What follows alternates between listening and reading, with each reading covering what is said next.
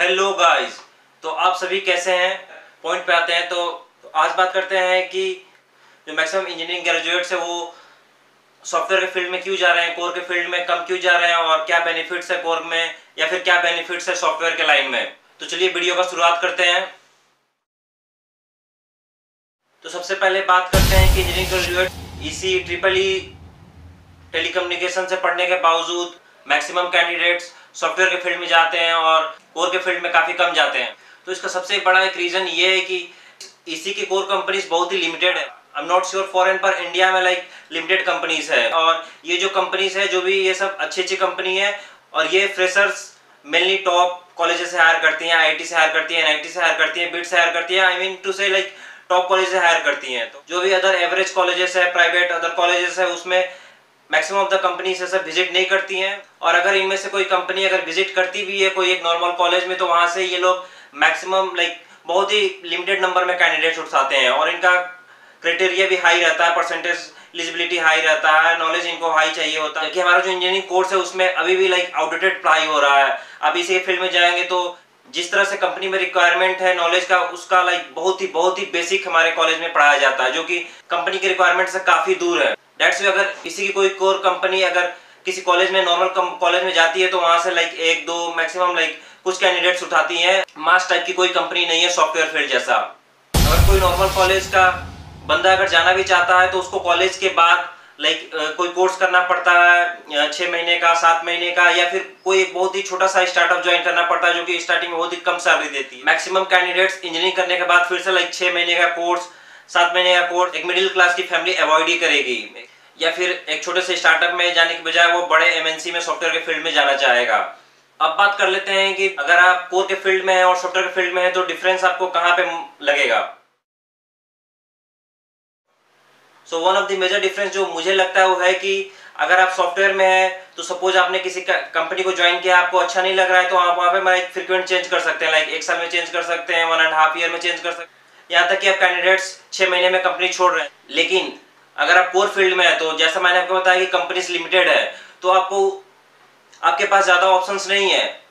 तो अगर आप किसी कंपनी में स्विच करते हैं तो वहाँ पे लाइक आपको 2 ईयर्स, 3 ईयर्स, 4 ईयर्स इस तरह से आपका ड्यूरेशन थोड़ा लॉन्ग होना पड़ेगा, क्योंकि आपके पास ज़्यादा ऑप्शन नहीं है, आपको घूम के फिर वहीं पे आना पड़ेगा। तो जो फ्रीक्वेंट चेंजेस होता है वो आप नहीं मार पाएंगे अगर आप कोर के फील्ड में है तो। अब बात करते हैं सैलरी की।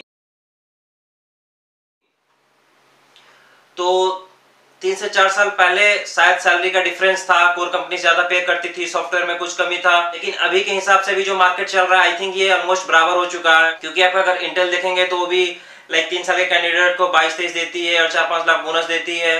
और उसका लाइक आप कंपेरिजन कर सकते हैं वालमार्ट से, वो भी 3 साल के कैंडिडेट्स को ऑलमोस्ट उतना देती है। या फिर अगर आप देखें एक नॉर्मल कंपनी कल 3 साल के कैंडिडेट को 14-15 तक पे कर रही है, तो वहीं कोर कंपनीज में अगर आप वेस्टर्न डिजिटल को उठा लें, माइक्रोन को उठा लें, तो वो भी लाइक 3 इयर्स के कैंडिडेट्स को इतना पे करती है। तो अब तो सैलरी का डिफरेंस आई थिंक जो पहले था, अब सैलरी का डिफरेंस उतना नहीं रहा है।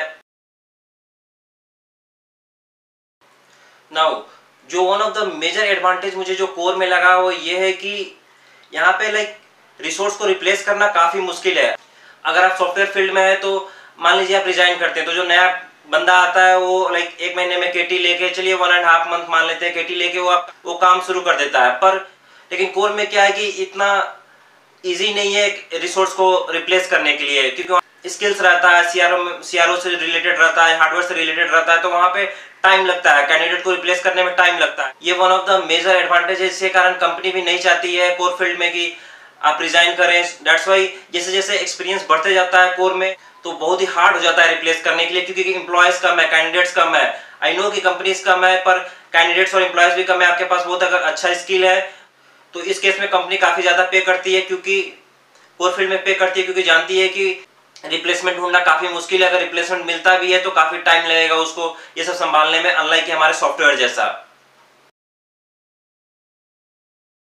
अगर फ्यूचर की बात करें तो कहना मेरे लिए मुश्किल है, पर आई फील कि अभी कोर के हिसाब से सही है, क्योंकि अगर आप देखेंगे इंडिया में तो जिस तरह से गवर्नमेंट काम कर रही है, आई थिंक ताइवान की बहुत ही सेमीकंडक्टर कंपनियों के साथ गवर्नमेंट ने डील किया है, तो मे भी और भी बहुत सारी कंपनी इंडिया में कोर फील्ड में आने वाली, एंड फ्रेशर्स उधर कम ज्वाइन कर रहे हैं। सो आगे चल के जो पिरामिड बनता है एक्सपीरियंस का, उस केस में देखेंगे तो जॉब सेफ्टी ज़्यादा है, क्योंकि कंपनीज बढ़ रहे हैं और अभी के हिसाब से फ्रेशर कम रहेंगे, तो आगे चल के जो एक्सपीरियंस बंदे रहेंगे उतनी कंपटीशन नहीं रहेगी और कंपनीज बढ़ चुके होंगे। तो सॉफ्टवेयर में जैसा कि हम जानते हैं कि 20 साल के अराउंड होने पे जॉब सिक्योरिटी का डर है, वो डर कहीं ना कहीं कोर फील्ड में अभी के हिसाब से कम रहेगा, क्योंकि कंपनी बढ़ने वाली है और फ्रेशर उतना नहीं जा रहे हैं जितना सॉफ्टवेयर फील्ड में जा रहे हैं।